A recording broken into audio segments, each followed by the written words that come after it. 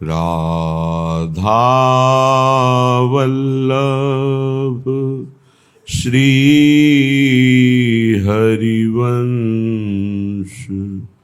राधा वल्लभ श्री हरिवंश। वृंदावनेश्वरी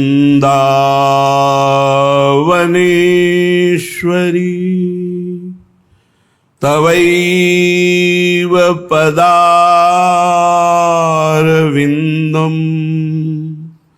प्रेमामृतैकमकरन्द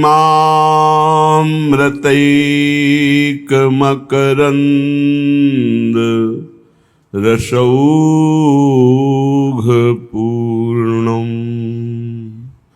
हृद्यर्पितं मधुपते स्मरतापमुग्रं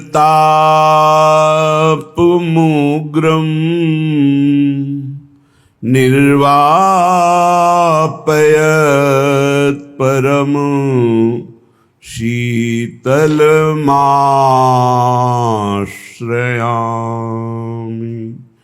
परम शीतल माश्रयामि।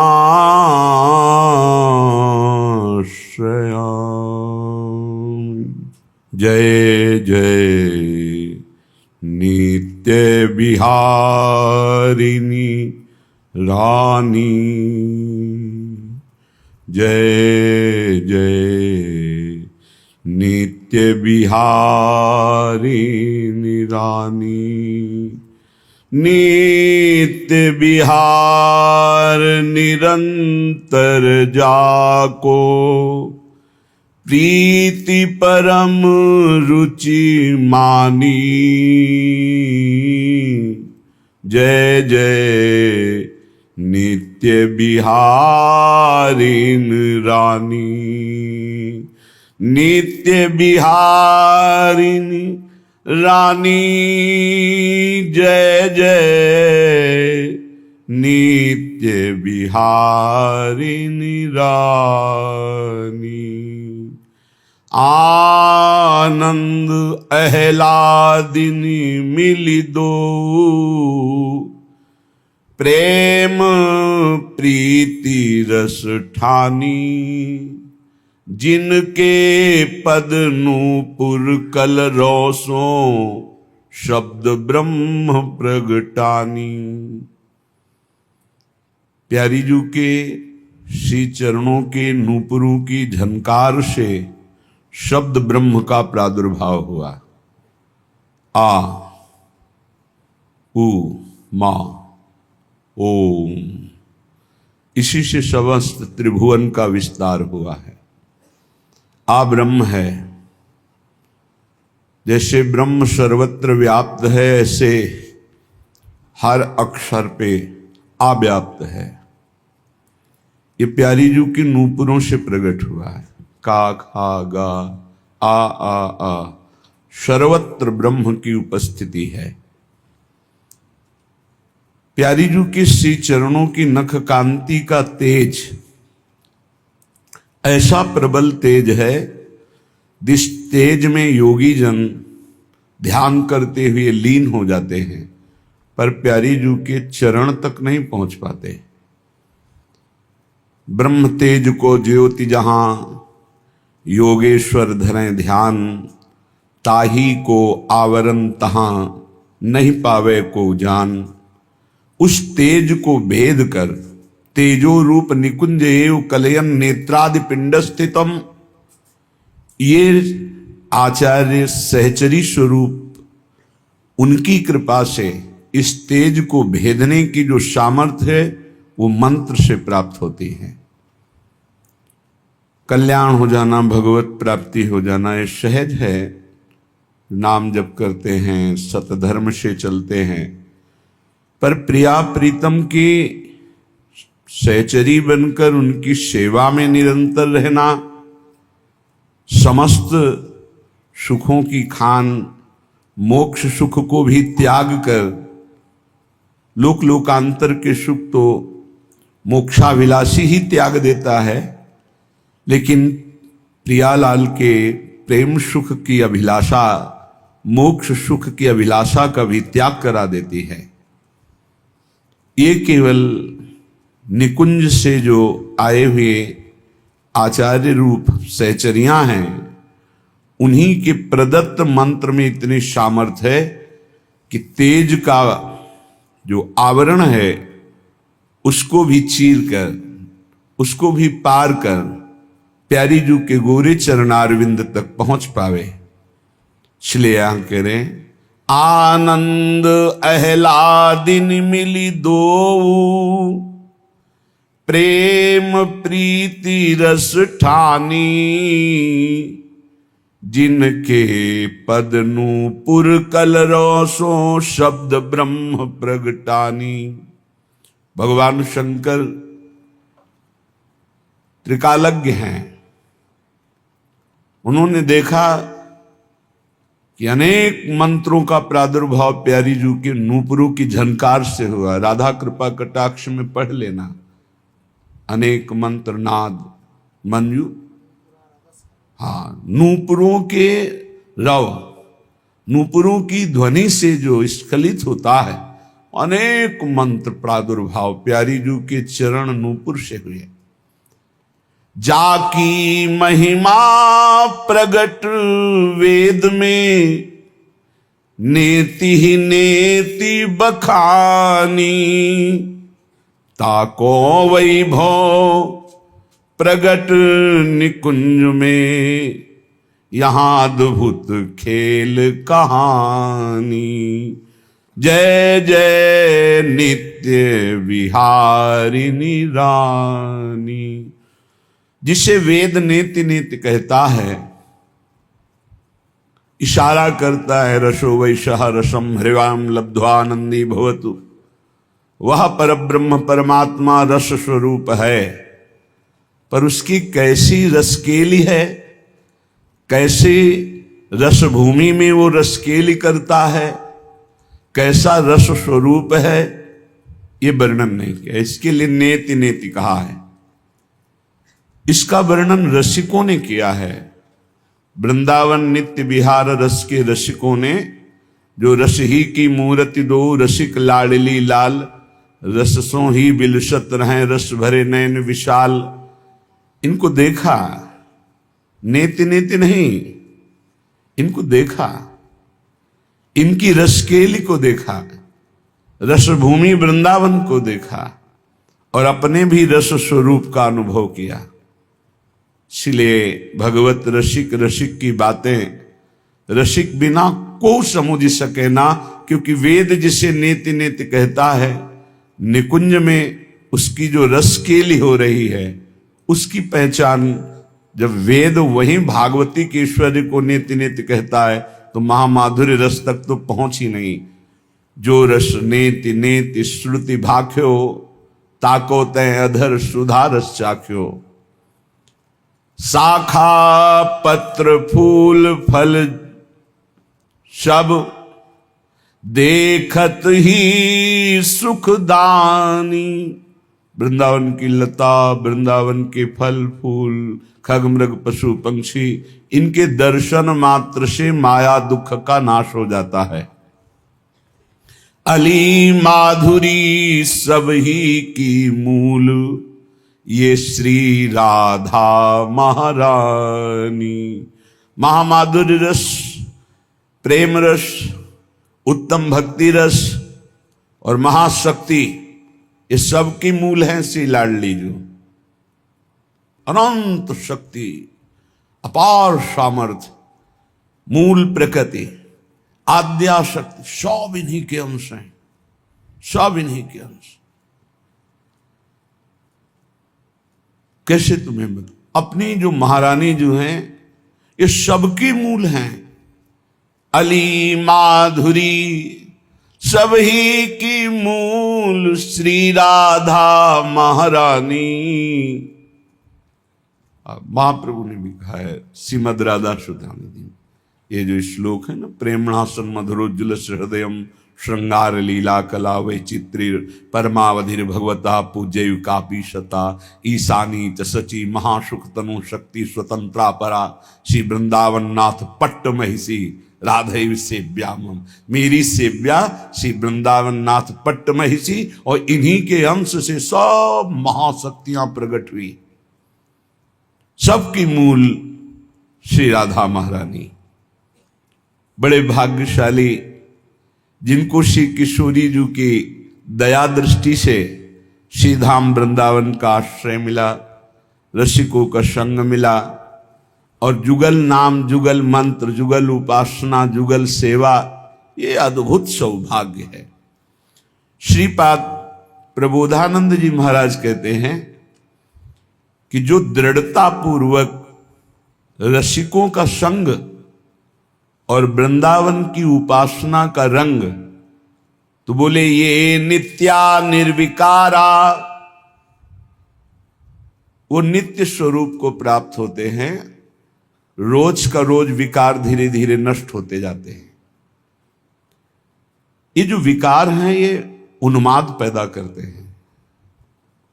प्रमाद स्थिति, प्रमादित कहते हैं करने योग्य कार्य को ना करना और ना करने योग्य कार्य का उत्साह हो जाना, इसे प्रमाद कहते हैं। बहुत खतरनाक है। करने योग्य कार्य में उत्साहहीनता ना करना और ना करने योग्य कार्य में प्रबल उत्साह हो जाना, ये बड़े बड़े बुद्धिमान विवेकियों को भी नीच आचरण में उतार देता है। प्रमाद ये तभी रहता है जब भजन का क्रम टूटता है। आप देख लेना, ना करने योग्य कार्य का जब आपके हृदय में प्रभाव छा रहा हो, तब आप उस समय तो देख ही नहीं सकते। अगर देख ले तो समझ जाए, उस समय नाम नहीं चल रहा होगा, उस समय भगवत विस्मरण हो रहा होगा। बहुत अच्छा साधक है तो ऊहापोह की स्थिति होती, करूं कि ना करूं, अच्छा है कि ना करूं, कैसे वो मन बार बार विषयों की तरफ आकर्षित, सुनना, देखना, भोगना, चखना, ये खाऊं कि ना खाऊं, नहीं खाना उचित है, बाद में तो फिर भजन से सब ठीक ही हो जाएगा। वो अच्छा जो साधक है वो ऊहापोह में फंसता है उस समय। लेकिन जो नाम जापक निरंतर है, कभी प्रमाद की स्थिति उस पर आना भी चाहे तो टिकती नहीं है। जो रसिकों का संग करते हैं, श्रीधाम वृंदावन की उपासना के रंग में है, तो ये नित्य निर्विकाराहा, वो अपने नित्य स्वरूप की प्राप्ति के लिए या नित्य स्वरूप में स्थित है, इसलिए निर्विकाराहा। रसिक में कोई भी विकार नहीं होता। फिर भी आप भोजन रखो तो अनुकूल प्रतिकूल उसमें ये हटाओ, ये रख लो, ये ऐसा, ये नहीं पता, ये पालेंगे। इसका मतलब क्या अभी उनके अंदर कोई प्रियता है, कोई त्याज्य है? नहीं, ये स्वभाव साधना का है। स्वभाव है साधना का। साधना से स्वभाव उस कोटि का परिपक्व हो गया है कि साधना और शरीर के अनुकूल ही विषय को ग्रहण करेंगे, प्रतिकूल का त्याग कर देंगे। ये उनकी स्वाभाविक स्थिति है। स्वरूप से इसका कोई लेना देना नहीं, ये स्वभाव बन चुका है। जैसे जिसका स्वभाव साधन काल में कोई व्यसन करने का, तो सिद्धा अवस्था में भी वही व्यसन करेगा। साधन अवस्था में जो प्रिय रुचिकर पाता रहा है, वही सिद्धावस्था में भी उसकी रुचि उसी पदार्थ में होगी। यद्यपि उसकी कोई रुचि नहीं रह गई, फिर भी सामने पदार्थ आने पर उसी पदार्थ में रुचि होगी जितनी रुचि पीछे रही है। परिपक्व अवस्था में स्वभाव ऐसा ही बन जाता है, जिससे आप परिचय ही नहीं पा सकते हैं कि स्थिति प्रज्ञ होने पर ऐसा कैसे हो सकता है। तो ये नित्य जो स्वरूप में स्थित है, निर्विकाराः, उनमें कोई विकार नहीं होता। वो विषयान ग्रहणंतु मुंचन्तु वा, वो विषयों का त्याग करें तो कोई फर्क नहीं पड़ता, कोई लाभ नहीं। अगर विषय सेवन कर रहे हैं तो कोई हानि नहीं, क्योंकि वास्तविक वो विषय सेवन हो ही नहीं रहा है। निर्विकाराः, जो स्वरूप में किंचन मात्र भी स्थिति हुई है, तो इन विकारों की सत्ता नहीं रह जाती। नहीं स्वात्मा रामम विषय मृग तृष्णाम भ्रमयति, मृग तृष्णा अज्ञानी को दौड़ा सकती है कि जल है, लेकिन ज्ञानी को नहीं। जो विवेकवान है, आत्माराम है, उसको नहीं, क्योंकि उसकी अचाह स्वाभाविक स्थिति होती है। पूज्य राधा बाबा ने एक बार भाई जी से पूछा कि मीठा को देखते ही हमारी रुचि हो जाती, क्या अभी मीठा में प्रियता है क्या? हमें लगता है क्या ये कमी बकाया रह गई है अभी? पूज्य भाई जी ने कहा नहीं, इस शरीर की कमी है। शरीर को अगर मीठे की मांग है तो मीठा सामने आते ही अभ्यास, पूर्वाभ्यास, वो अच्छा लगने लगेगा।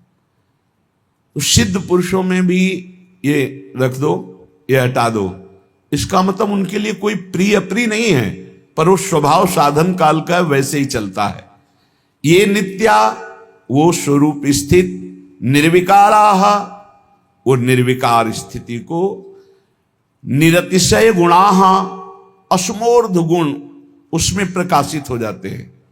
जो श्री भगवान में गुण है वो अंश से उतरते हैं अपने जनों के अंतर्गत। निष्प्रपंच स्वभावा, उनका स्वभाव प्रपंच से अतीत होता है। कितना भी उपदेश कर लो, जो अधेड़ अवस्था तक प्रपंच में रहे हैं, भजन का अभ्यास नहीं किया, हम देखते हैं उनके अंदर केवल केवल प्रपंच वार्ता ही रहती है। केवल प्रपंच मतलब शुद्ध प्रपंच, मिलावट वाला प्रपंच नहीं कि थोड़ा प्रभु हो थोड़ा प्रपंच, शुद्ध प्रपंच। प्रपंच की वार्ता ही उनसे निकलेगी। लेकिन जो बचपन से भगवान के भजन का अभ्यास किए हैं, तो अधेड़ तक पहुंचते हुए उनकी कैसी स्थिति होती है? बोले ये नित्या, निर्विकारा, निरतिशय गुणा, निष्प्रपंच स्वभावा, स्वभाव में नहीं रह गया प्रपंच के। निस्सार बातें लोग करते रहते, बड़ी अंदर से पीड़ा होती है कि अरे एक एक सेकंड कितना कीमती है, तुम उसमें व्यर्थ की बातें, बीती हुई बातें और न जाने क्या क्या। प्रपंच का स्वभाव पक्का समझ लीजिए, बुढ़ापे में परिपक्व हो जाता है। जिनको ये भाव होना कि अभी हम सब कमा खा के खूब बुढ़ापे में परब्रह्म की प्राप्ति कर लेंगे, बूढ़ा तोता राम राम नहीं रटता, उसको बाल्यावस्था से सिखाया जाता है। जो सिखाया जाता है वही बोलेगा। ऐसे ही तुम्हारा मन जो है जीवन में यदि प्रपंच में लगा लिया तो प्रपंच स्वभावा, अगर श्री भगवान में लगाया तो देखो कितना बढ़िया, निष्प्रपंच स्वभावा। भक्तों के पास बैठो, वही प्रभु का नाम, वही रूप माधुरी, वही लीला माधुरी, वही सिद्धांत की चर्चा, कितना महान जीवन हो जाता है। बोले निरतिशय गुणा, असमोर्ध भागवतिक सारे सद्गुण प्रकाशित हो जाते हैं। और निर्दोषा, किसी भी प्रकार की दोष वृत्ति भक्तों में नहीं रह जाती परिपक्व अवस्था में। नित्य मुक्ता, वो नित्य जीवन मुक्त महापुरुष होते हैं। कौन? जो वृंदावन का आश्रय, वृंदावन की प्रेम रस उपासना, रसिकों का संग, नाम बाड़ी में चित्त लगाए हुए हैं। बोले निगम गण समुद्गीत, वेद जिसकी महिमा का गान करते हैं वो उसमें स्थित रहते हैं, रस सिंधु प्रभु में। दिव्यानुभावा, वो दिव्य दिव्य भाव में विचरण करते रहते। श्रीपाद लिख रहे आनंद पारा, अपार आनंद में वे डूबे हुए। संविद रस घन वपुषा, सच्चिदानंद घन स्वरूप उनका सहचरी भाव स्वरूप प्रकाशित हो गया। तो श्री लाडलीजू, कृष्ण लालजू भावैक मगना, प्रिया प्रीतम के भाव में ही एकमात्र वो मगन रहते। ये स्थिति होती है रसिक महापुरुष की। ये नित्या, निर्विकारा, निरतिशय गुणा, निष्प्रपंच स्वभावा, निर्दोषा, नित्य मुक्ता, निगमगण समुद्गीत, दिव्यानुभावा, आनंदापार, संविद रस घन बपुषः, श्री कृष्ण भावैकमग्नाः स्तान बंदे शील वृंदावन। मैं ऐसे वृंदावनवासी रसिक महापुरुष की वंदना करता हूं। ऐसे वृंदावन के खगमृग पशु पंछी निर्विकार स्वरूप लताओं की वंदना करता हूं। सर्व सर्वार्थ दातृन, यदि इनका संग हो जाए तो समस्त पुरुषार्थ सहज में प्राप्त हो जाए। अर्थ धर्म काम मोक्ष या प्रेम, जो चाहो रसिकों के संग से, धाम की वास से, लता खगमृग पशु पंछी की कृपा से सब कुछ प्राप्त हो जाएगा। धर्म अर्थ काम मोक्ष।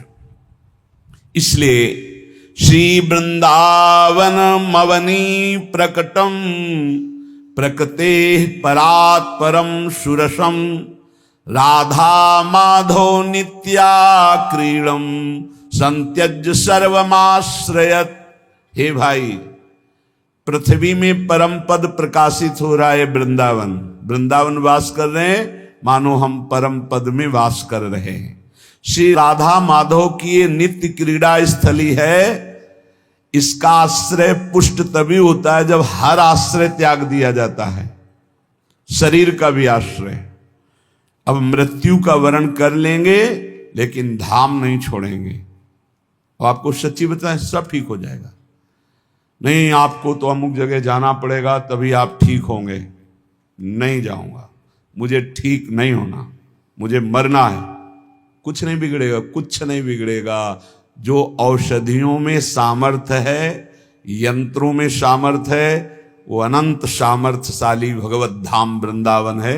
यही व्यवस्था बना देगा, बहुत सहज में सर्व दुखों का नाश कर देगा।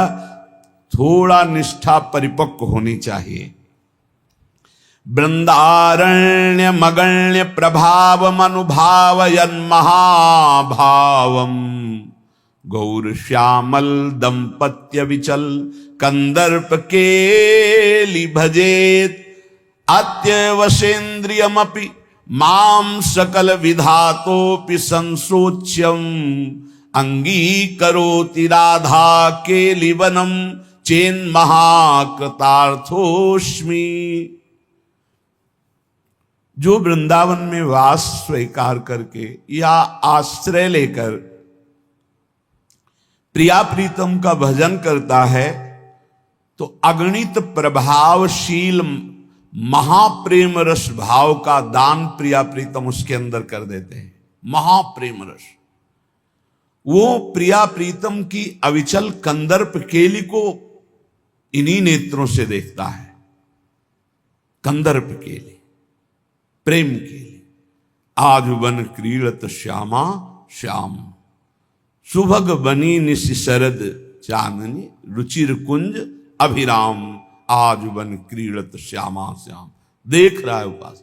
खंडन अधर करत परिरंभन ऐचत जघन दुकूल। ये जो रस है, ये समस्त विकारों का नाश करके अति उत्तम महाप्रेम प्रकाशित करता है। ये केवल शरीर भाव का नाश होने की देरी है। इन्हीं पदों के गायन से शरीर भाव नष्ट हो जाएगा। महाप्रभु ने बताया शरीर भाव कैसे नष्ट होता है। तो कहा, थे बचन मिथुन मुख निसरत सुन सुन देह दशा किन भूलो। प्यारे जो अद्भुत रास कर रहे हैं, विलास कर रहे हैं, इसका आप जो गायन करोगे, इसका जो श्रवण करोगे तो आपकी देह भाव नष्ट हो जाएगा। श्रवण सुनत प्रापक रति राधा पद अम्बुज सुकुमार। अद्भुत प्रेम प्रकाशित होगा तो प्रेम का प्रभाव होता है। देह कुटुंब ते जाए छूट सब ही विदिना। तो देहातीत स्थिति पे फिर देखो। खन्नन अधर करत परिरंभन चत जघन दुकूल उर्नक पात तिरिछी चितवन दंपति रस समतूल। वे भुजपीन पयोधर पर शतवाम दृशा पिहार। ये जो इसकी व्याख्या नहीं हो सकती। ये जो स्थिति है, ये प्यारोडुम क्षमते ने अच्छी सुखादि नाम तो ध्यानगम। इतनी उच्च कोटि की दशा है जहां प्रिया प्रीतम की इस रस केली का स्फुरण हुआ तो दर्शन करने वाला ही नहीं रह जाता। मैं दर्शन कर रहा हूं ऐसा नहीं रह जाता, केलिमय हो जाता है। इसीलिए इसे अत्यंत दुर्लभ रस कहा गया है। बल्लवी सुकनक बल्लरी तमाल श्याम संग लाग रही अंग अंग मनोभिरामिनी। बदन जोत मनोमयंक अलक तिलक छवि कलंक छपत श्याम अंक मनो जलद दामिनी। ये देखने की सामर्थ्य विगत वास हेम कम मनोभुवंग बेनी दंड पी के कंठ प्रेम पुंज कुंज कामिनी। जैसी शोभित हरिवंश नाथ सात सुरत आलसवंत उरज कनक कलश राधिका सुनामिनी। ये सामर्थ्य केवल आचार्य कृपा से प्राप्त होती है। ये कंदर्प केली गौर श्याम जुगल जोरी की ये दान करते हैं। ये भूमि, ये रसिक महापुरुष ये स्थिति दान करते, तब वो इसका पान करता है। अत्यवशेन्द्रियमपि, इंद्रियां अतिशय वशीभूत स्वाभाविक हो जाती हैं। जब ये रसकेली प्रकट होनी होती ना, तो इंद्रियों की चंचलता अपने आप शांत होकर ही अंतःकरण में अंतर्मुख होकर प्रियालाल में आसक्त हो जाती है। 5 ज्ञानेंद्रियां हैं जो शब्द स्पर्श रूप रस गंध का ज्ञान देती हैं। अब वो प्राकृतिक ज्ञान शून्य होने लगती है। वो शब्द तो प्रियालाल का, स्पर्श सुख तो प्रियालाल का, गंध तो प्रियालाल के श्री अंग की, उसके सुनने की, देखने की, सूंघने की, स्पर्श की, रसास्वादन की, ये सब वृत्तियां केवल प्रियालाल में हो जाती है। अत्यवशेन्द्रियमपि माम सकल विधातोपि संशोच्यम। पर सोचनीय विषय यह है कि हम इंद्रियों के वशीभूत हैं, इंद्रियों के भोगों के वशीभूत हैं। मुझको श्री राधा के लिवन वृंदावन ये सामर्थ्य प्रदान करे कि मैं महाकृतार्थ स्वरूप होकर प्रियालाल के रसकेली को देखूं। आस्ताम दुर्मति कोटिर दुश्चेष्टा कोटि रप्यास्ताम परिभूति कोटि रस्तु श्री वृंदारण्य मास्तु ते विरहा। बहुत ऊंची बात कह रहे हैं। कोटि कोटि दुर्बुद्धि है हमारे अंदर, करोड़ करोड़ गंदी चेष्टाएं हैं हमारे अंदर, करोड़ों लोग हमारा अपयस कर रहे हैं। पर यदि हमने वृंदावन का आश्रय ले लिया, वृंदावन का वास स्वीकार कर लिया, तो अब ये कुछ नहीं बिगाड़ पाएंगे, क्योंकि प्रिया प्रीतम के प्रेम का विरह, जो विरह प्रेम वो वृंदावन हमें देगा, निश्चित देगा। इसलिए श्रीपाद कह रहे मेरी प्रार्थना है कोटि कोटि दुर्बुद्धि हो, कोटि कोटि दुश्चेष्टाएं हो, कोटि कोटि तुम्हारी निंदा हो रही हो, तो निराश मत होना। ये मानव देव भगवत प्राप्ति के लिए आ जाओ वृंदावन, सत्संग करो, प्रियालाल की शरण में हो जाओ। वे तुम्हें अत्यंत दुर्लभ प्रियालाल का प्रेम जो विरह है ये वृंदावन प्रदान कर देगा, ये रसिक जन प्रदान कर देंगे।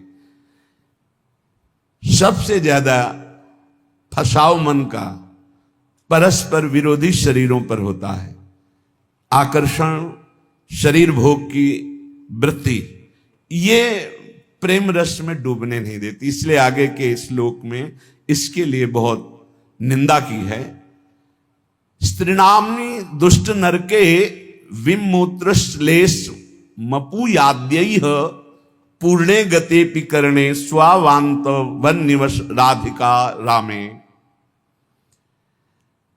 ये जो शरीर भोग की इच्छा सबके अंदर रहती है, चाहे स्त्री हो, चाहे पुरुष हो, चाहे कोई भी हो। यदि भजन करके इस भाव को मिटाया नहीं गया, तो चाहे बूढ़ा हो, चाहे जवान हो, चाहे कोई भी, सबके अंदर एक इच्छा जरूर बनी रहती है भोग की, शरीर भोग की। स्त्री नामनी दुष्ट नरके विमूत्र श्लेष्म पूयाद्यैः। ये दुष्ट बुद्धि जो पर शरीर भोगने की इच्छा रखती है, इसको समझाओ भाई किस द्वार को भोगना है। बोले नरक द्वार को, निरय नरक द्वार। उसी से निकले हो, वहीं जाने के लिए फिर वहीं रति कर रहे हो। होश में महापुरुष जन बेपर्द होकर डांट रहे हैं। क्या है? विणमूत्र, श्लेष्म, पूयाद्य ही विष्ठा का द्वार है और मूत्र का द्वार है क्या? घृणित स्थान, दुर्गंध युक्त, नरक का विषय। इसलिए भाई पूर्ण गति पिकरणे, कान खोल के सुन लो।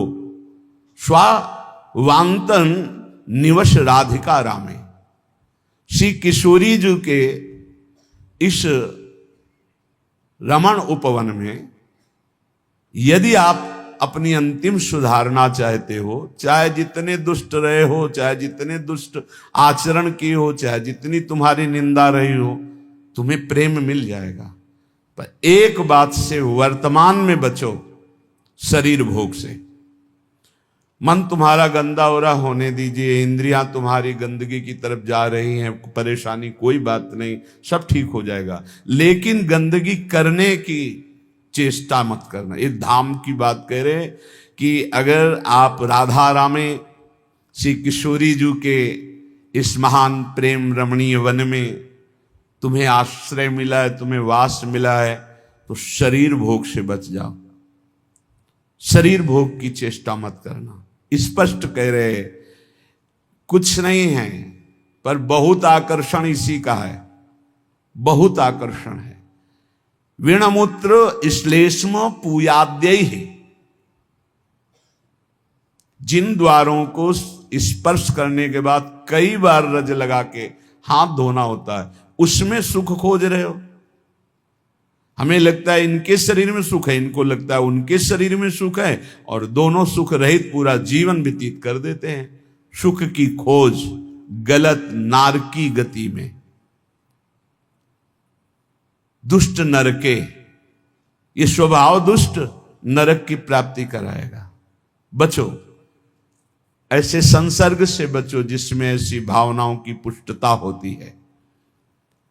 हरिरीति वृंदावन रति विवेक विरतिश्च दुरमुत किरति, स्त्री रूपा हरिमाया तदुपर मायाति दूरतो पायः। हरि माया फंसाती है सबसे जोरदार शरीर भोग में,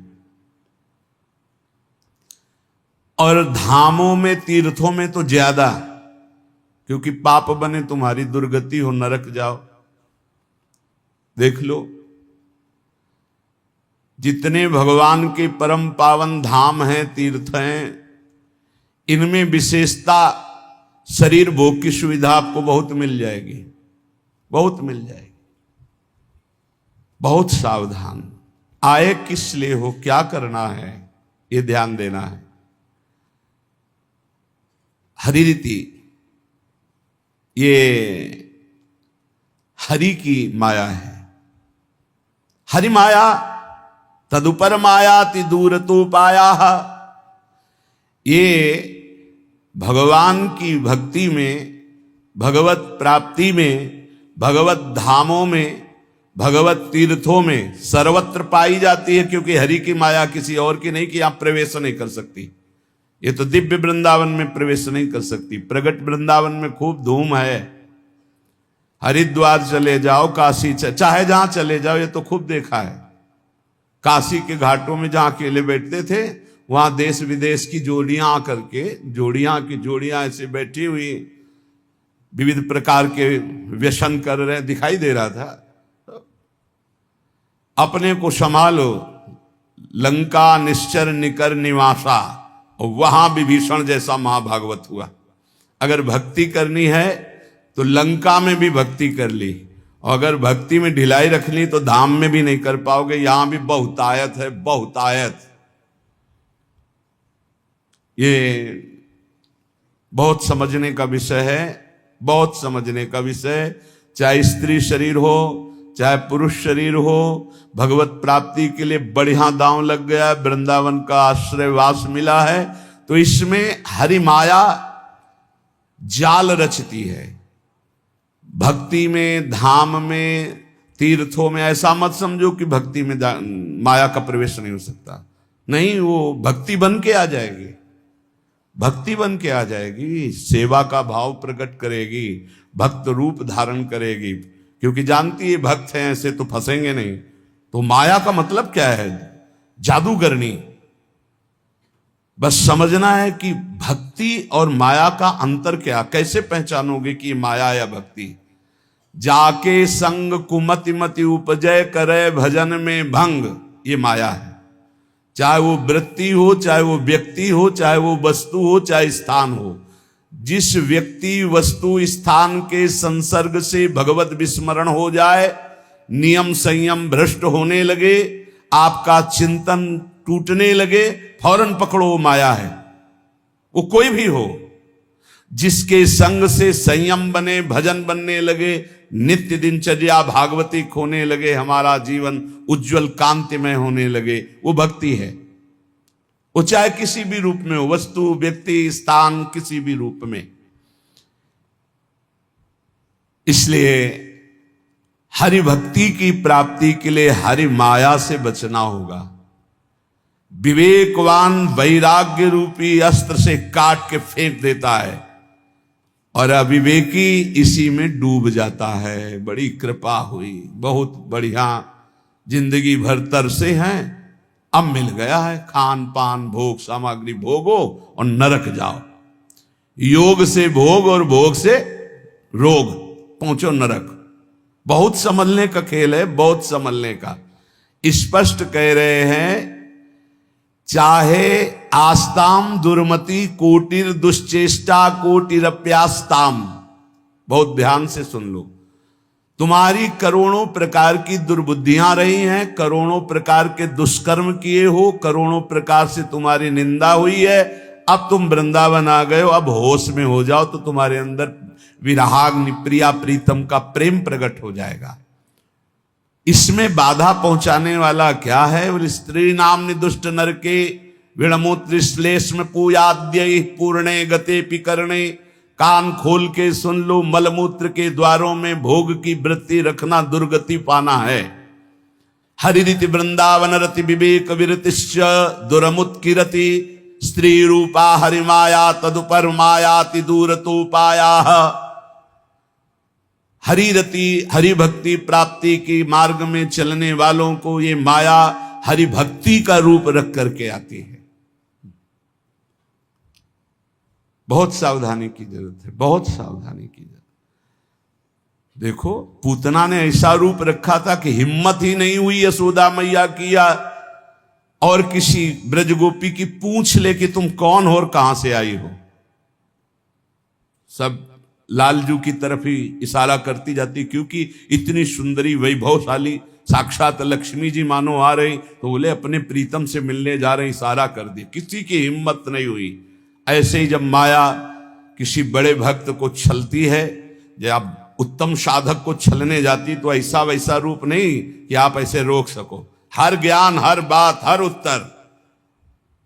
फिर तुम्हारी श्रद्धा, तुम्हारी भक्ति किस कोटि की है? अगर विवेक वैराग्य की तलवार से काट सको तो काट सको, नहीं तो तुम्हें काट के रख देगी।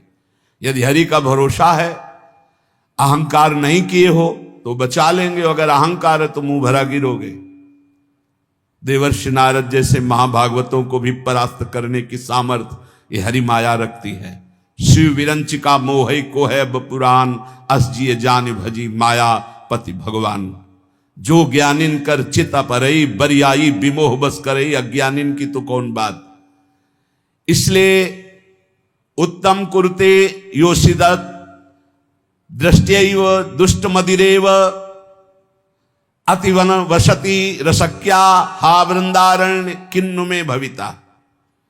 जब कोई भोग दृष्टि से किसी माता बहन को देखता है तो मदिरा में उतना नशा नहीं, इतना उसकी बुद्धि भ्रष्ट हो जाती इस दृष्टि मात्र से। इसलिए गोस्वामी तुलसीदास जी ने कहा है, जो चाहे आपन कल्याणा, सुजस सुमत शुभ गति शुभ नाना, सो परनार लीलार गोसाई, तजौ चौथ के चंद्र किनाई। जैसे चौथ के चंद्रमा को देखने से कलंक लगता है, ऐसे ही किसी भी माता बहन की तरफ काम दृष्टि से देखोगे मरोगे। मरोगे, मरना परमार्थ से भ्रष्ट हो जाओगे, होश में हो जाए। ये जब बहुत तिरछी चितवन से माताओं बहनों की तरफ जो देखते हैं तो लगता है तुम समझते हो हम बड़े वीर हैं, बड़ी चतुराई से देख रहे हैं। अरे अपने नाश का रास्ता पुष्ट कर रहे हो, उनका कुछ नहीं बिगाड़ पाओगे। वो हरि माया बलवंत भवानी, वो इतने बल से युक्त है, तुम्हारा ये चितवन मुस्कान सब तुम्हारे लिए ही नरक का द्वार बन जाएगी। इसलिए होश में, अरे आए हो अपना काम बनाने की, काम बिगाड़ने आए हो? जहां काम बन रहा है वहीं काम बिगाड़ने आए हो तो तुम्हें विश्व में कहां ठोर मिलेगी? धाम में सत्संग में तुम इधर उधर ताक झांक करोगे। अरे तुम्हें धिक्कार है, दुनिया में ताक झांक करते हो, यहां तो अपनी तरफ झांक लो, यहां तो अपने अंदर झांको कि तुम क्या हो। वही बहिर्मुख वृत्ति, वही अरे जिसको तुम भोगने की दृष्टि से देख रहे हो, जगत भोगता है उसके अंदर, वो देख रहा है तुम्हारा सर्वनाश कर देगा, ऐसी जगह गिराएगा जहां उठने के लायक नहीं रहोगे। हमारी बातें थोड़ी कड़वी लगेंगी, समझ लो। हमसे हजारों गलतियां हुई, हजारों गलतियां हो सकती, लेकिन कहां हुई ये तो ध्यान रखो। धाम में हो यहां तो थोड़ा दिमाग सही कर लो। कह रहे उन्मत्तमेव कुरुते योषि दृष्टैव। जब हरि माया से आंख मिलाओगे ना, इतने में तो तुम्हारा होश उड़ा देंगी। देख लो इनकी, कह रहे उन्मत्तमेव कुरुते योषि दृष्टैव। भगवान कह रहे मत देखो उधर, नहीं कहते हम बड़े सूरवीर हम देख रहे हैं, तो उनके पास बाण क्या है, जा देखो। अब जाओ बैठोगे ध्यान में, वही मुस्कुराहट आएगी। बहुत सावधान। शास्त्रवेत्ता जो महापुरुष कहते हैं, तो क्या श्रीपाद ने देखा है क्या? संत जन जो कहते हैं, अभी अब वो प्रक्रिया नहीं पता है, मन को जोड़ दिया तो जैसा तुम्हारे मन में चल रहा है वैसे ही पूरी अपने मन की बात कहते हुए वैसे ही बता देंगे। उन्मत्त में वो कुरते योषित दृष्टियैव दुष्ट मदिरेव। ये और कोई नहीं है, वही मोहिनी ठाकुर है जिसके तुम दास बनने निकले हो। बड़े प्रवीण बनते हो, वो कहते हैं संभाल के रखो दृष्टि। कैसे संभालो?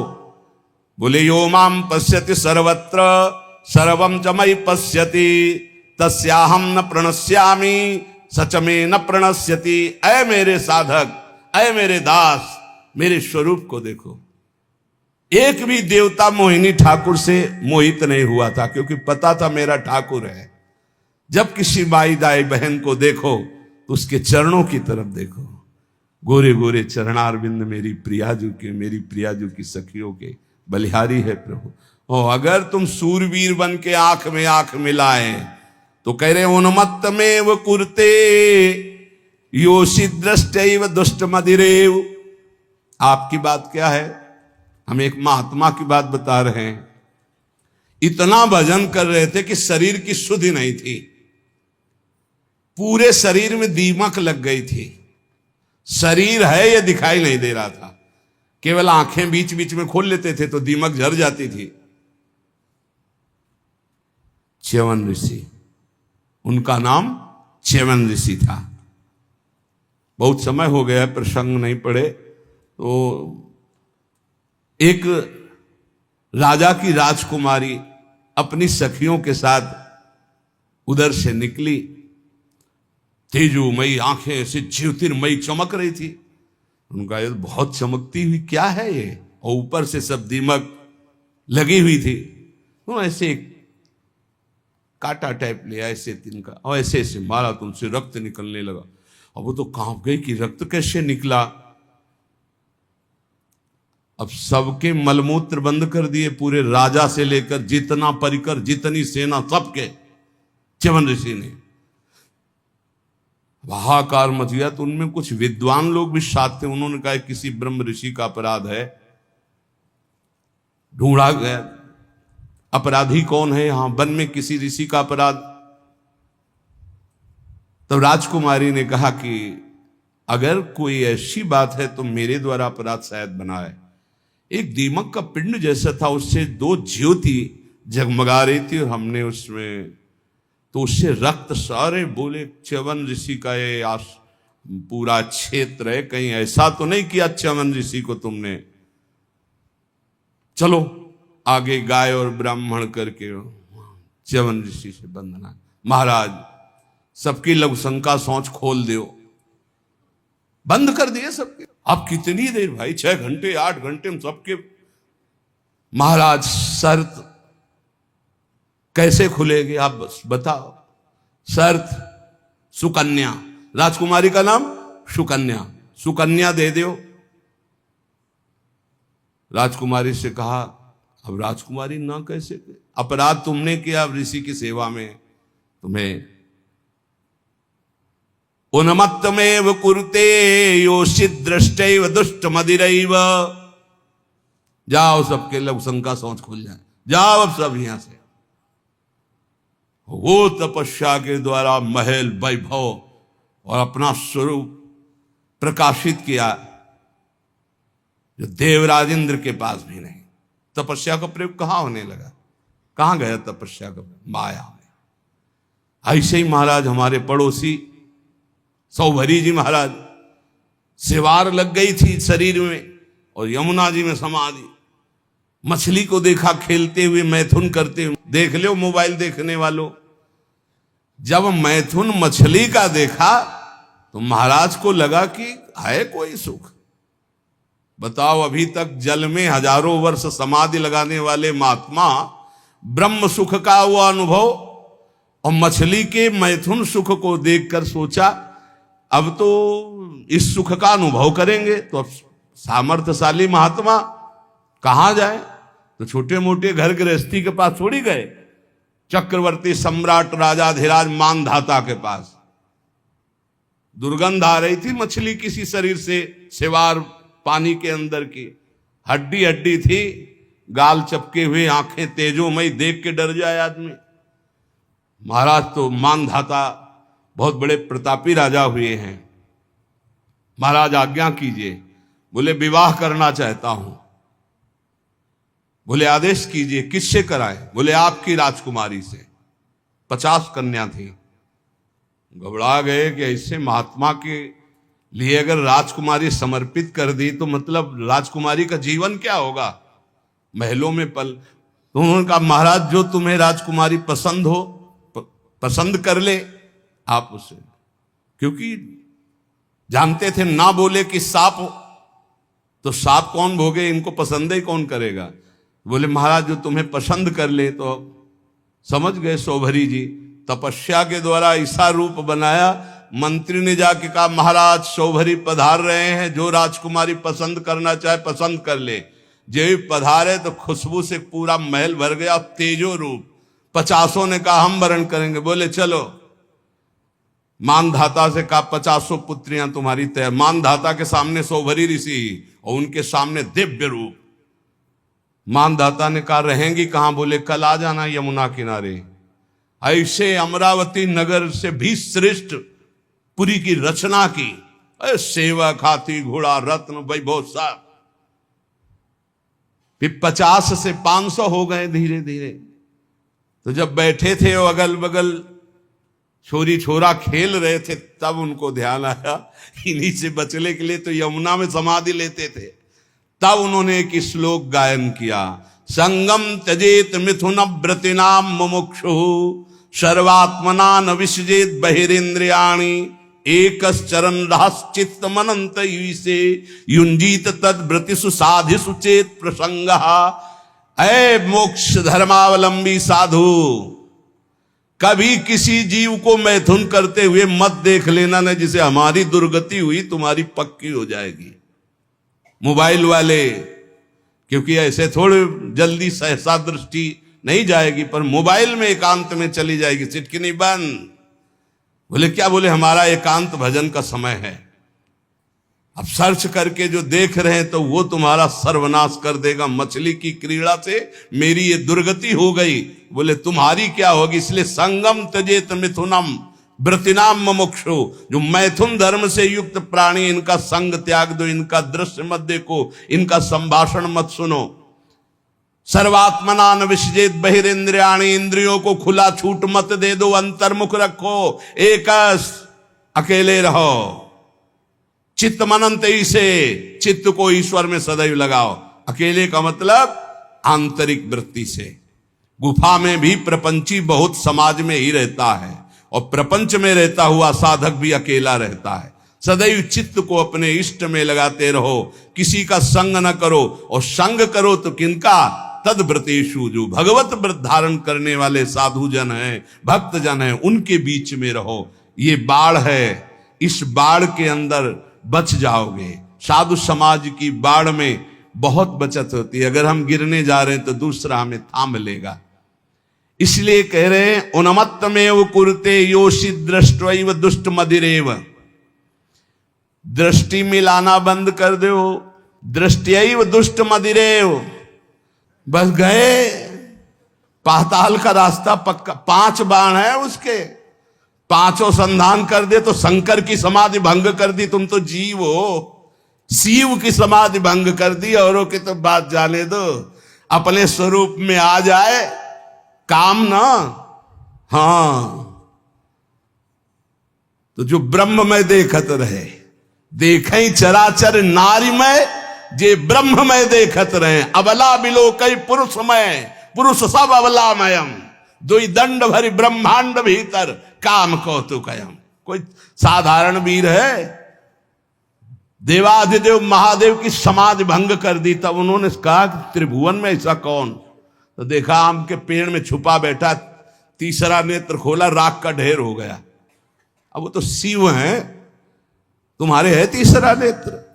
दुई है, तीसरा तो बंद है तो सबके तीसरा नेत्र ज्ञान नेत्र। ज्ञान से काम भस्म हो जाएगा। या प्रेम नेत्र खुले हृदय में, और या बुद्धि में ज्ञान चक्षु, वो गुरुदेव की कृपा से खुलते हैं। अज्ञान तिमिरांधस्य ज्ञानांजन शलाकया चक्षुरुन्मीलितम मेन तस्मै श्री गुरुवे नमः। ए भाई, मान लो ऐसे बात करो जब बात करना हो। ये बहुत ही सावधानी की प्रार्थना कर रहा हूं। निज अनुभव ये कहूं खगेशा, पक्का जरा सी भी चूक हुई तो जीवन भर पछताना पड़ेगा। ये ऐसा घाव है, ये ऐसा दलदल है, ये ऐसी फिसलन है, ये ऐसी डूबन है जिससे निकल पाना मुश्किल है। मुस्कुराहट तो जिंदगी की खो जाएगी। जो आनंद की मुस्कुराहट के लिए निकले हो, नष्ट हो जाओगे। इसलिए इसे सौभाग्य मत समझना कि बड़े भाग मानुष तन पावा और मिल गया सौभाग्य। ऐसे सिखाता है मन। जिंदगी हो गई, सुख नहीं मिला, हे प्रभु तुम कहां हो? ये तो ढूंढते ढूंढते थक गया, लेकिन अब सुख मिला है। माया बहा ले जाएगी। आओ प्यारे, इधर आओ। कहां हमारे पाले में आओ। कहां निकले जा रहे हो हरि की तरफ? इधर आओ। अम्मा अब तो हरि की तरफ जाने दो। अच्छा तो जाओ। अम्मा जननी सम जानही पर नारी। जाओ जाओ जाओ। अम्मा तो बच गए, और अम्मा के सिवा और कुछ देखा तो मारे जाओगे। सब में मात्र भाव, जैसे अपनी सगी अम्मा को ऐसे देखो चरणों की तरफ। अतिवन सती रसज्ञा हा वृंदारण्य किन्नु में भविता। वृंदावन वास करना इसीलिए बहुत कठिन है। वृंदावन अब क्या उपाय हो सकता है जिसकी दृष्टि खराब हो गई है? समझ जाओ, सत्संग है, समझ जाओ। बहुत खतरनाक खेल है, इससे ज्यादा खतरनाक खेल नहीं। हाथ जोड़ के, मुस्कुरा के, प्रणाम करके प्रणाम करवा देंगी। ऐसी प्रबल माया है। हाथ जोड़ना पड़ेगा, घुटने टेकना पड़ेगा, रोना पड़ेगा, फिर भी क्षमा नहीं होगी। माया आती कैसे जानते हो? झुक के, और जाती कैसे? रौंद के। ये शब्द याद रखो। सौभाग्य मत मान लेना। बड़े भाग मानुष तन पावा, सुर दुर्लभ सदग्रंथन गावा। साधन धाम मोक्ष कर द्वारा, साधन धाम मोक्ष कर द्वारा। अति दुर्वारा इंद्रिय वैरिण आमर्दयन्ति सततम माम। बद्ध्वा बद्ध्वात्यार्ति दकारायाम हा हरे परित्राही। ये पीड़ा देने वाली दुष्ट इंद्रियां कारागार की तरह मुझे बंदी बनाना चाहती हैं। ऐसा ही है। सब कोई देख लो अपनी अपनी इंद्रियों को। ये दुर्दांत दुश्मन इंद्रियां निरंतर पीड़ा देते हुए मुझे बंदी बनाना चाहती भोगों में। नहीं, हा हरे परित्राहि त्राहि माम, ऐसे बचा जाता है। हे हरि मुझे बचा लो, मुझे इंद्रियां फंसा रही है, मुझे फंसा रही। कंदर्प शविष विषखैर निरवधिमम दह्यमानस्य,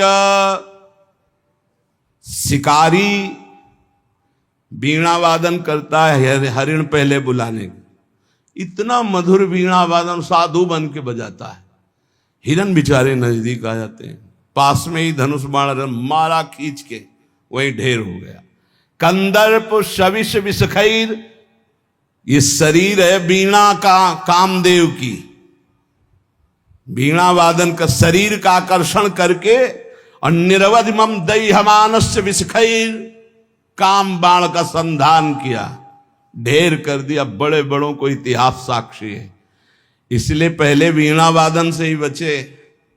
शरीर आकर्षण होने लगे तो त्राहिमाम, भागो भागो।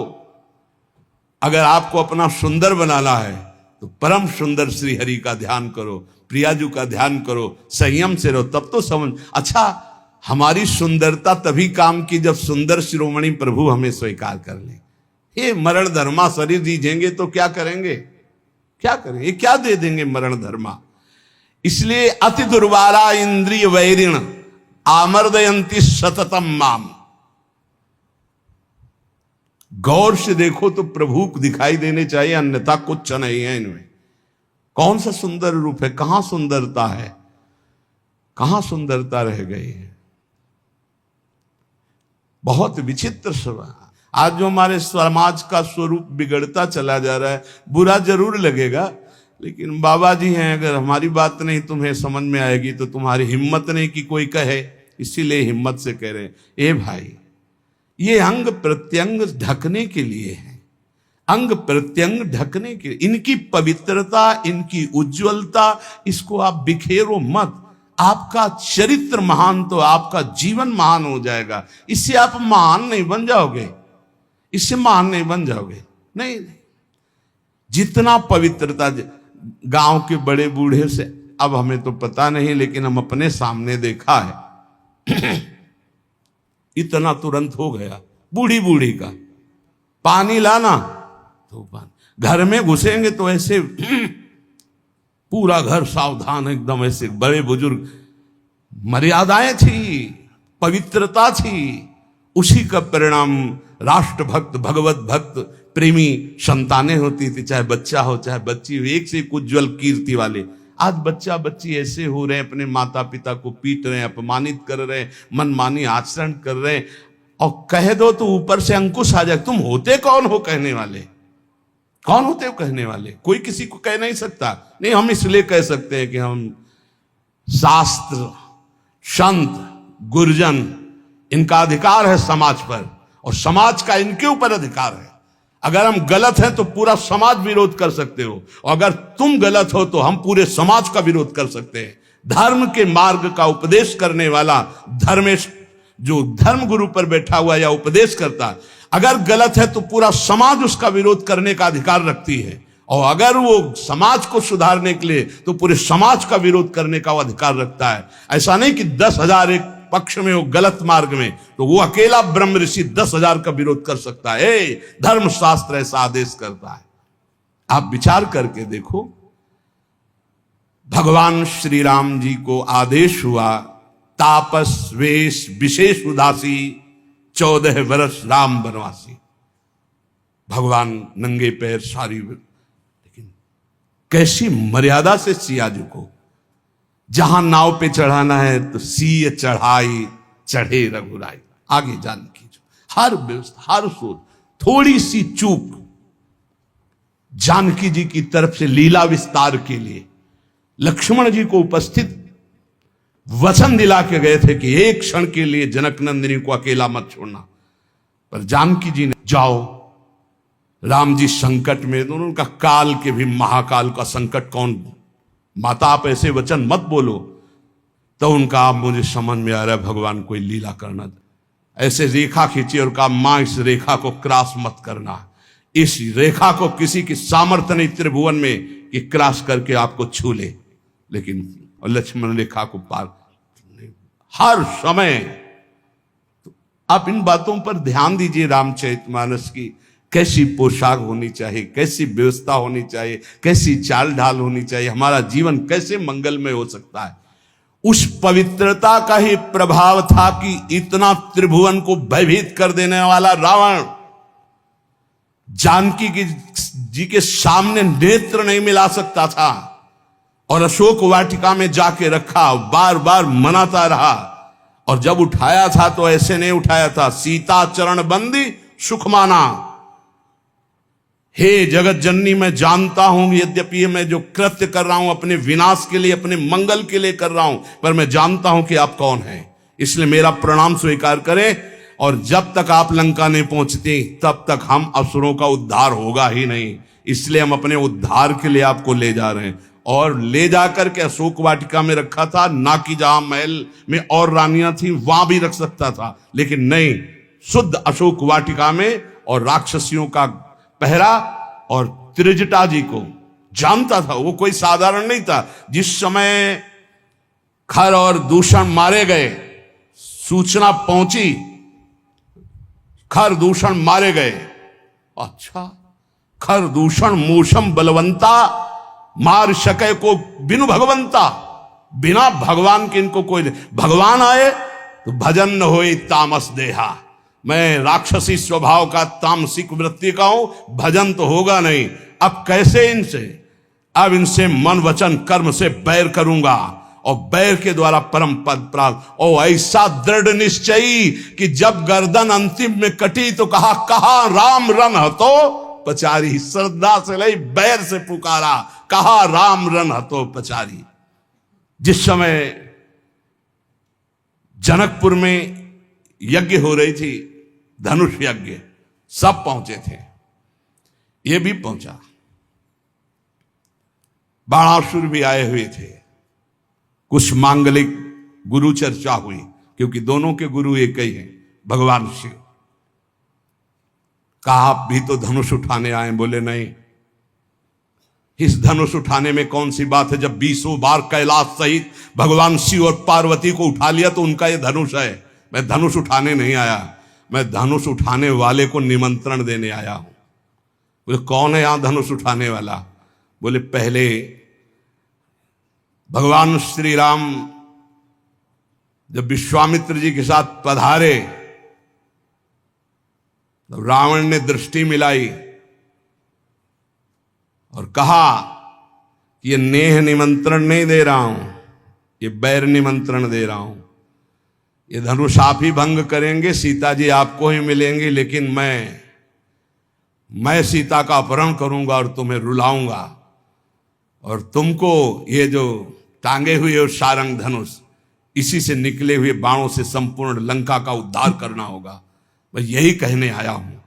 भगवान श्री राम से मानो इशारे में बात की और आरती की अजगौ की, और जनक से कहा इसका भंजन तो दूर रहा, इसको उठाऊंगा भी नहीं, ये मेरे गुरु का धनुष है।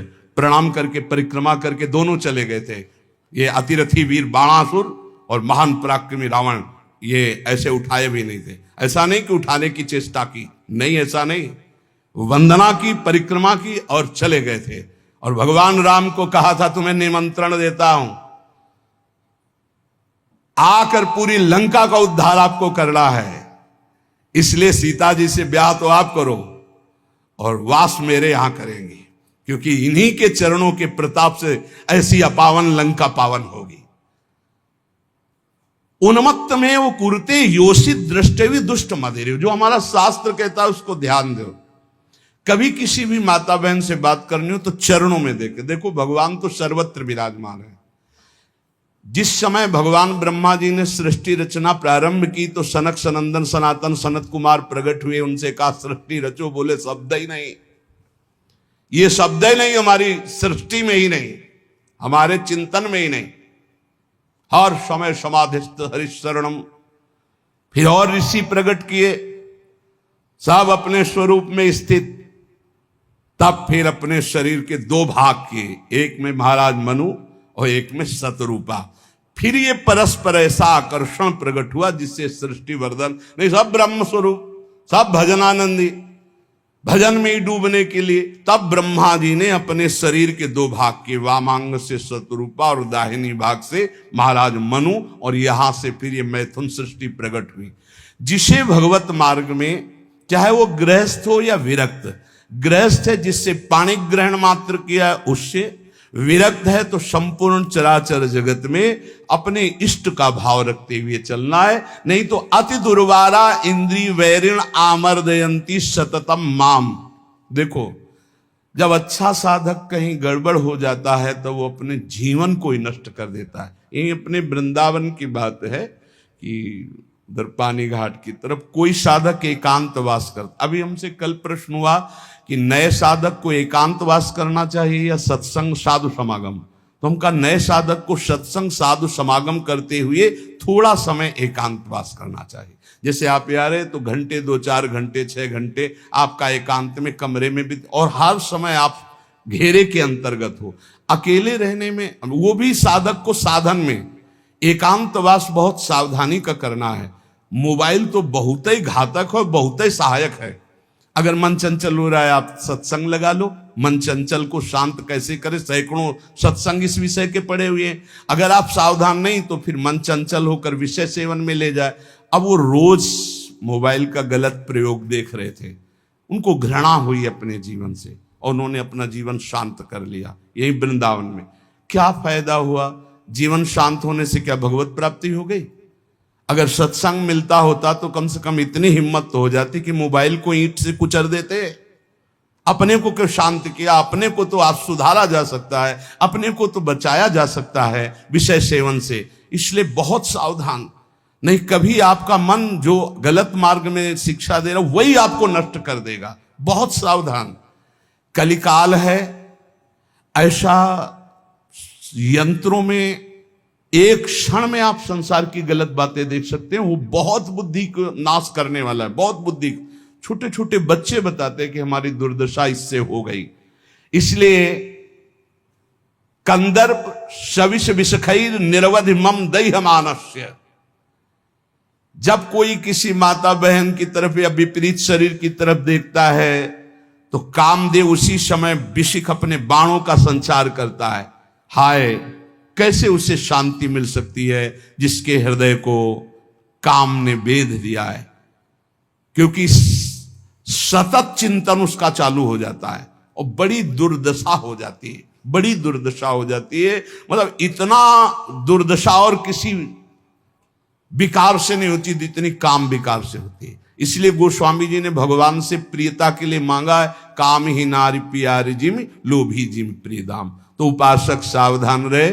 आज सत्संग में श्रीपाद प्रबोधानंद जी ने खास तौर से वृंदावन की बात बताई कि यहाँ ये नित्या निर्विकारा निरवधि गुणाहा, प्रपंच से ऊपर उठा हुआ महापुरुष, निष्प्रपंचाहा, समस्त दोषों से रहित, भगवत अनुराग से युक्त होकर प्रिया प्रीतम की दिव्य केली को देखता है। यहां कैसा भी दुष्ट स्वभाव का आ जाए उसे भगवत प्रेम मिलता है। पर उपासक को यहां रहते हुए ये सावधानी करनी कि वर्तमान में कभी हमारा कोई विपरीत संयोग, शरीरों का आकर्षण हमें नष्ट न कर दे, क्योंकि प्रिया प्रीतम की महान प्रेम भूमि है।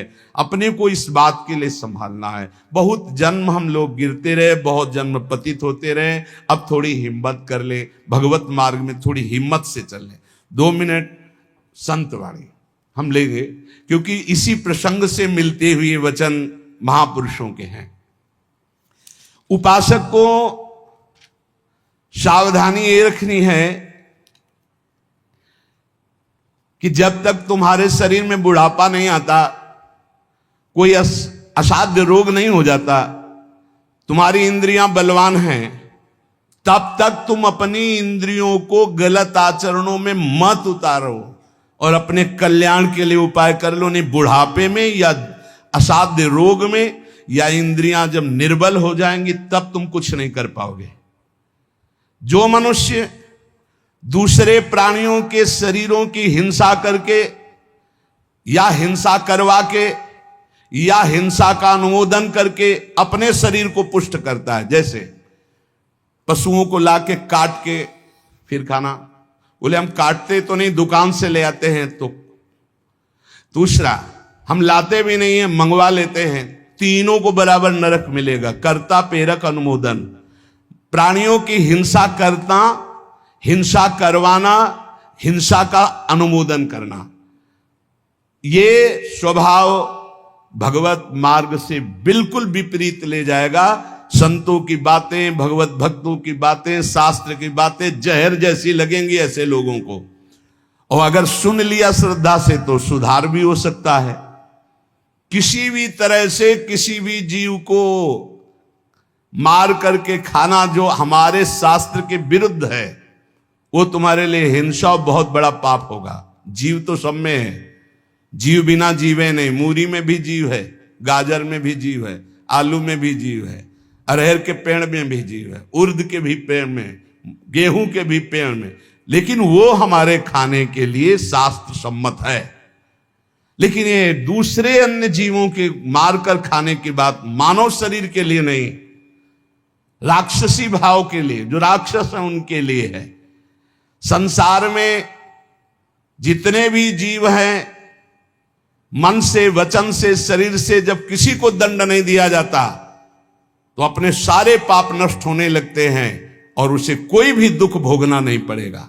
उसके दुख देने वाले पाप कर्म क्षय हो जाते हैं।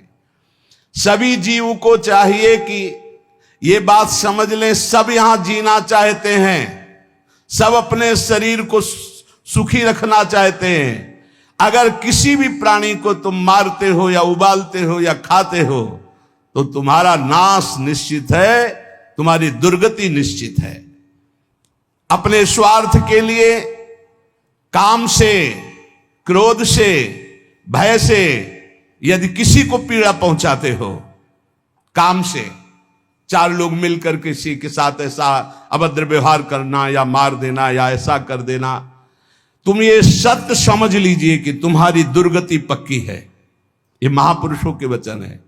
जो श्रेष्ठ, परोपकारी, निश्चय पूर्वक दूसरों के दुख को दूर करने की बात करने वाले हैं, वही मानव जीवन धारण करने का लाभ लेते हैं। क्रोध से, लोभ से, भय से या हास्य से भी पापकारी बात कभी मत करो। पाप वाली बात हंसी मजाक में भी मत बोलो।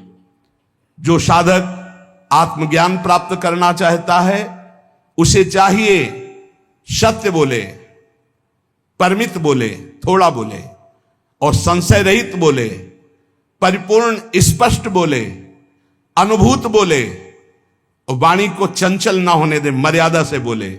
ऐसा बोलने वाला साधु परमार्थ की उन्नति को प्राप्त होता है। सत्य बोले, थोड़ा बोले, संशय रहित बोले, परिपूर्ण स्पष्ट शास्त्र सम्मत बोले, जो बोले अनुभव से बोले, वाचालता रहित होकर बोले, वो परमार्थ का पथिक होता है। जो भाषा सत्य है पर कठोर है, दूसरे को दुख पहुंचा रही है, बड़ी रूखी बात है, वो नहीं बोलनी चाहिए। जिसे आत्मशोधन करना है उसे ब्रह्मचर्य रहना ही है, इसीलिए इसको शुरू किया। जिसे ब्रह्मचर्य रहना है उसे शरीर को चिकना बनाना, श्रृंगार करना, यह सब छोड़ देना चाहिए। काय को इसको, हे अभी कुछ दिन बाद शरीर छूट जाएगा, फिर लकड़ी में जलेगा भाई। चाहे जितना इसे पाउडर लगा लो, चाहे जितना इत्र छिड़क लो, आग में जलेगा कुछ दिन। बोले कुछ दिन क्यों, अभी तो हम 30-40 साल ऐसे निकल गए। ऐसे अब पता नहीं 30-40 साल हैं कि नहीं हैं, ऐसे निकल जाएंगे। ब्रह्मा जी के यहां कमल की पंखुड़ी में जितने में सुई छेदो उतने में 1 वर्ष हो गया।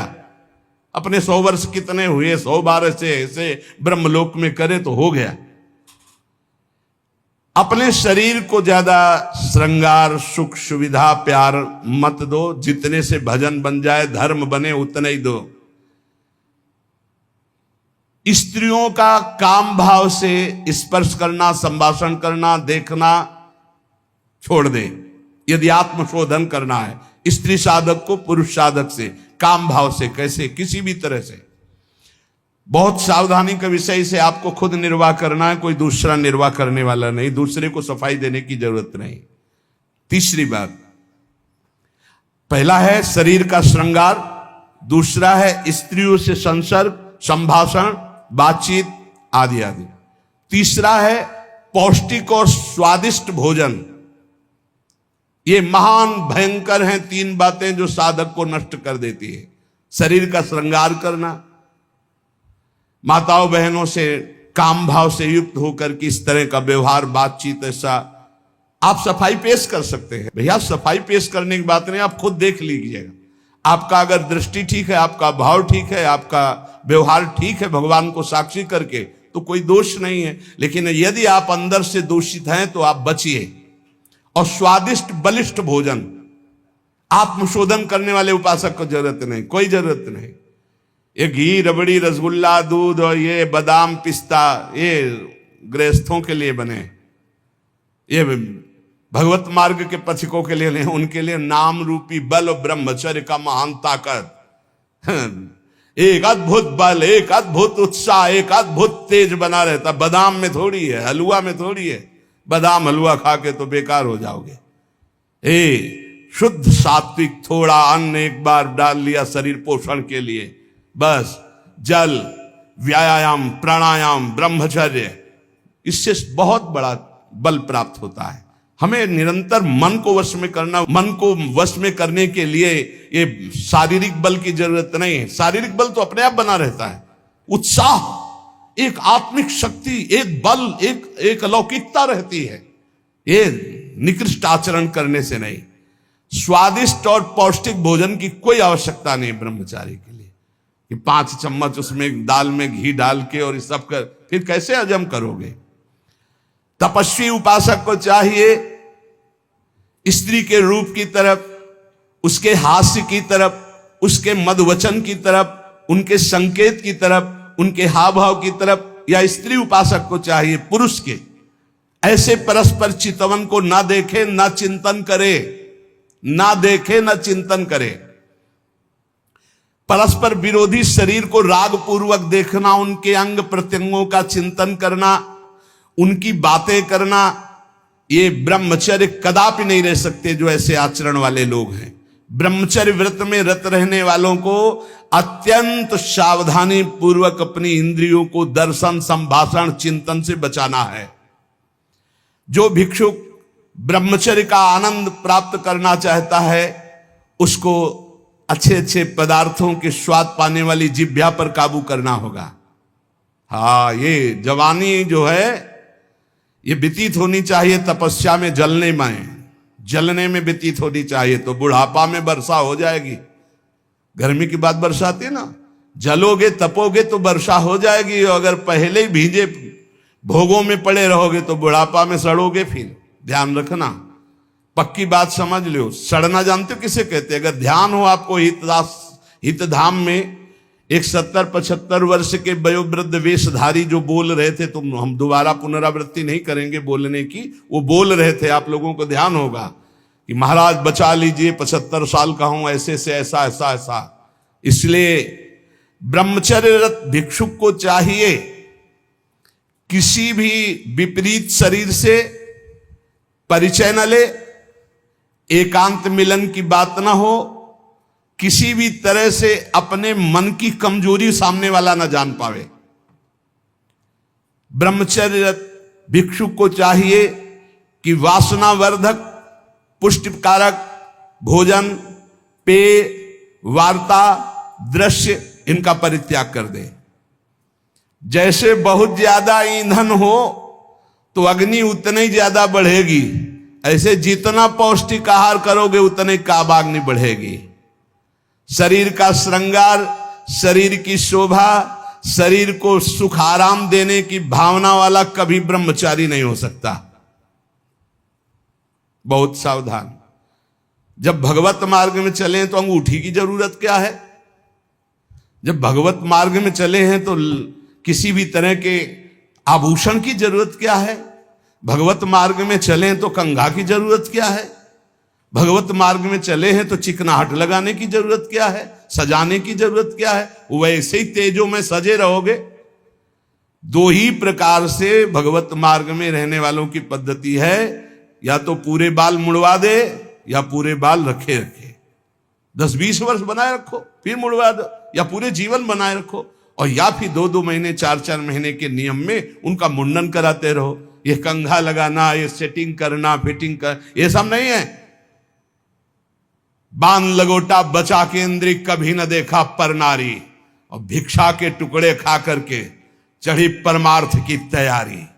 आंख उठाकर किसी की तरफ नहीं देखा, काछ वाच मन निश्चल राखे, धन धन जननी तेरी रे, फिर आगे चलकर प्रकाशित हो जाओगे। बहुत सावधानी की जरूरत है, और व्यायाम अत्यंत आवश्यक है। ये नहीं कि हम बहुत सेवा करते, नहीं, अरे ब्रह्मचर्य को पचाने के लिए 1 घंटा व्यायाम की जरूरत है। दवा कोई वर्जिश से बेहतर नहीं, नुक्सा है कम खर्च, बालानसेन शक्ति बढ़े, फुर्ती लहे, चोट न अधिक पिराए, अन्न पचे चंगा रहे, कसरत सदा सहाय। कम से कम 1500 दंड बैठक मारियो, फिर 2-4-6 घंटे पद्मासन सिद्धासन में नस नाड़ी एकदम शुद्ध, तब वो ब्रह्मचर्य लगना चाहिए कि ब्रह्मचारी जा रहा है। ये पानी से शुद्ध हो जाओगे, पानी से केवल, जैसा घी लगता है ऐसा पानी लगेगा। प्राणवायु का संशोधन करके प्राणायाम कह नहीं रहा है, हफ्ता भर भोजन नहीं मिला, गंगा जल से काम चलता रहा है। जब कभी कहीं मिल गया तो फिर 30-35। एक बार एक गंगा किनारे एक कुटी थी, तो राधे श्याम झोपड़ी थी, वयोवृद्ध संत निकले। आओ हम जानते हैं गंगा किनारे भ्रमण करने वालों की क्या दशा होती, क्योंकि गंगा किनारे रहे भूखे हो गए। हाँ महाराज, कई दिन से नहीं मिला? हो गए होंगे 8-10 दिन। बोले बैठो, कोई त्योहार था, गांव से गए, पूरी कचौड़ी मांग के लाए। आप सही मानो इतनी, वो पूरी ला के ऐसे रख दिए, 2-4 ऐसे सब्जी के टुकड़े होंगे भिक्षा में जैसे। हमें यह भी ध्यान नहीं रहा कि इनके लिए पूछे। पूरा राधे श्याम जब पा चुके गंगा जल, हम कहा महाराज आप, बोले हमें पता है, हम शाम के फिर ले आएंगे। बोले हमें पता गंगा किनारे कैसे होते, क्योंकि अब फिर पता नहीं कई दिन में मिले और कई दिन बाद मिला था। और कभी गैस की गोली थोड़ी कि गैस में कुछ नहीं, गंगा जल। अच्छा, ऐसी स्थिति में रोज आसनों पे बैठना, रोज व्यायाम करना। अभी पता नहीं आजकल के नए बच्चे व्यायाम में क्यों नहीं लगते, प्राणायाम क्यों नहीं करते, क्यों संयम से नहीं चलना चाहते। को बोले समय नहीं है, समय आधा घंटा 1 घंटा तो व्यायाम होना चाहिए। ये व्यायाम जरूरी है, गृहस्थ हो या विरक्त, आधा घंटा व्यायाम। मोटरसाइकिल भी जब चलाते हैं ना लोग, तो पहले रेस में डालते हैं, नहीं एकदम धुआं करके रेस में, फिर वो एकदम गर्म। जब तुम भी रेस में डालो, सुबह उठ के 2 बजे उठे, छत में चले गए, 3 बजे तक दंड बैठक व्यायाम प्राणायाम करके एकदम फुर्सत पाए, सत्संग में ऐसे बैठे। ब्रह्मचारी मतलब आग, ब्रह्मचर्य मतलब आग, आप सच्ची समझो आग। पैर ऐसे पड़े जैसे आग में पैर पड़ते। आग में पैर कैसे पड़ते? ऐसे ब्रह्मचारी चलता है, क्या है, जैसे गिलहरी नहीं एकदम टिलटिलाती भागती है, ऐसे ब्रह्मचर्य का जीवन होता। पता नहीं तुम लोगों की बातें समझ में क्यों नहीं आ रही। हाँ, सच्ची बात कहते, ब्रह्मचर्य में खान पान वाली बात की नहीं कि रबड़ी रसगुल्ला हो तब चिकना, वो तो पेट चिकनाएगा, पेट चिकना मिलेगा एकदम। और ब्रह्मचारी के नेत्र होते हैं, नेत्र बोलते हैं, जैसे जंगली सिंह के नेत्र हैं, ऐसे ब्रह्मचारी के नेत्र होते हैं। उसके नेत्र में एक पावर होता है, एक दबाव पक्ष होता है, वो जिस पर नेत्र डाले तो एक बार झुक जाए सामने वाले के नेत्र। ब्रह्मचर्य का ऐसा पावर, देवलोक सहित समस्त देवता उससे नित्य नमस्कार करते हैं जो ब्रह्मचारी होता है। जो भिक्षुक वीतराग शारीरिक और मानसिक ब्रह्मचर्य से परिपक्व, शारीरिक ब्रह्मचर्य और मानसिक ब्रह्मचर्य, मन और 5 ज्ञानेंद्रियों के द्वारा किसी भी विषय का धर्म विरुद्ध भोग नहीं, ये ब्रह्मचर्य धर्म है, ये ध्रुपद है, ये नित्य है, ये शाश्वत है। पूर्व काल में कितने महामुनि इससे सिद्ध हो गए, इसलिए वर्तमान में और भविष्य में भी जो शुद्ध ब्रह्मचर्य का पालन करेगा वो परम पद का अधिकारी होगा। हिंसा, झूठ, चोरी, मैथुन और परिग्रह और रात्रि का भोजन, जो इनको छोड़ देता है वही भिक्षुक सिद्ध होता है। फिर सुन लीजिए, हिंसा मन वचन कर्म से किसी भी जीव की नहीं, झूठ बिल्कुल नहीं बोलना, चोरी किसी की नहीं करना। चोरी का तात्पर्य है अगर किसी का खेत है, किसी की वस्तु है, किसी का अधिकार है, हम बिना पूछे नहीं छुएंगे। अगर वो दतून भी लेनी है और किसी के दरवाजे पे पेड़ है तो हमें इंतजार करना होगा। अगर पता चल रहा है कि गांव समाज की जमीन है, सरकारी जमीन है, किसी का अधिकार नहीं, तो हम उस वृक्ष से भिक्षा मांगेंगे, हमें एक दतून दे दीजिए। ऐसे नहीं है कि हम किसी वस्तु को स्वतः, जैसे गंगा किनारे बारी होती है और उनसे ऐसे आप फल तोड़ करके खा रहे हैं तो आप चोर हैं। यह नहीं कह रहे हमारा, नहीं, किसी की कोई भी वस्तु बिना भिक्षा किए नहीं लेना है। आगे है मैथुन का पूर्ण त्यागी वीतराग परमहंस, बैरागी, किसी भी तरह के अष्ट मैथुनों में से एक भी नहीं, और परिग्रह दान नहीं, इसीलिए भिक्षा शब्द है। तुम हमें दे रहे हो हम नहीं लेंगे, हमें जरूरत होगी हम मांग लेंगे, हम भिक्षुक हैं। ये उपासकों की, अच्छे जो उपासक उनकी रहनी होती, ले 100 रुपया नहीं जरूरत है, हमें आधा घंटा बाद जरूरत होगी तो हम किसी से मांग लेंगे, ए भाई अगर हमें जहां लगेगा तो हम 5 लोगों से मांग लेंगे अगर जरूरत है, लेकिन हम तुम्हारे देने पर नहीं लेंगे। तुम्हारे देने पर दान होगा और हमारे लेने पर भिक्षा होगी। हमें जब आवश्यकता होगा, जहां से श्री जी प्रेरित करेंगे हम मांग लेंगे, हमें नहीं चाहिए। हिंसा, झूठ, चोरी, मैथुन, परिग्रह और रात्रि का भोजन, ये साधक कभी रात्रि में भोजन न करे। और सूर्य अस्त होने के 30 मिनट पहले या 30 मिनट बाद, बस इसके आगे नहीं जाना चाहिए। जिसको ब्रह्मचर्य रहना है, साधना में रहना है, एक 9, 10, 11 बजे आराम से आप खूब बतरा बतरा के अच्छे अच्छे पदार्थ पा रहे हो, ये सब साधना के खिलाफ बात है। अगर इस समय भोजन नहीं होता, 4, 5, 6 सूर्यास्त के 30 मिनट पहले और 30 मिनट बाद तक, फिर आप पानी पी के काम चलाओ या दुग्ध ले लो 200-250 ग्राम। भोजन भरपेट मत करो, क्योंकि हमें 1 बजे रात्रि से जगना है, 2 बजे रात्रि से जगना है, हमें साधना में लगना है। और ठसाठस 11 बजे तक यहाँ पा लिए तो 10-11 बजे तक के लिए वो प्रमाद स्थिति पैदा कर देगा। रात्रि का भोजन निषेध है साधु के लिए, या तो सूर्यास्त होने के पहले या बस सूर्यास्त होने के बाद ही 30 मिनट बाद तक, मतलब 7, बहुत बहुत अधिक 7:30, 8, इसके आगे नहीं। 9, 10, 11, 12 ये सब नहीं। गृहस्थों की बात अलग। वीतराग परमहंसों का हमने स्वभाव देखा है, सूर्यास्त होते होते जो कुछ, बस फिर इसके बाद शांत। ये रात्रि को भोजन तो एकदम निषेध है, 8 के बाद तो पाना ही नहीं चाहिए। ये नियम बना लो, क्योंकि अपनी दिनचर्या में या तो ऐसा कुछ विधान करो, हमें लगता हो जाता होगा है सर, हाँ ये मतलब ये सावधानी की जरूरत, इसमें मना किया गया है। और ये वैसे भी अपनी दिनचर्या में नहीं बन पाएगा। रात्रि के 12:30, 1 बजे जगना है और आपने 9, 10, 11 बजे दबा के पा लिया है तो कैसे जग पाओगे, फिर नहीं चल पाओगे। ये 5 कारण होने पर, उपदेश मिलने पर भी वो अपने जीवन में नहीं उतार पाता है। अभिमानी होने से, क्रोधी होने से, प्रमादी होने से, असाध्य रोगी होने से या भोगी होने से, ये 5 दोष होने के कारण गुरुजनों के उपदेश अपने जीवन में नहीं उतार सकता। अभिमानी होने से, क्रोधी होने से, प्रमादी होने से, असाध्य रोगी होने से या भोगी होने से। जो ब्रह्मचर्य नहीं रह पा रहा है, जो भोगी है, वो गुरु के उपदेश नहीं धारण कर सकता। जो असाध्य रोगी है वो बेचारा असमर्थ है, और जो प्रमादी है वो नहीं, और जो क्रोधी है वो नहीं, और जो अभिमानी है वो नहीं।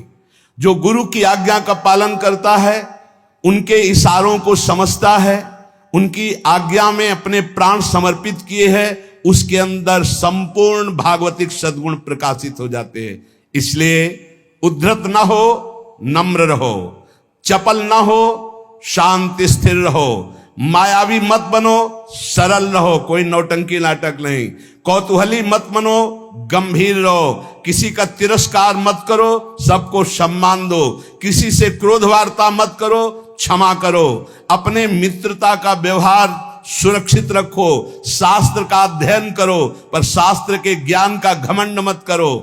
कोई भी तुम्हारे पर क्रोध करे, अप्रिय व्यवहार करे, तुम उसकी भलाई करो, ईश्वर से प्रार्थना करो कि उसकी बुद्धि शुद्ध हो। ऐसे उपासक को परम पद की प्राप्ति निश्चित होती है।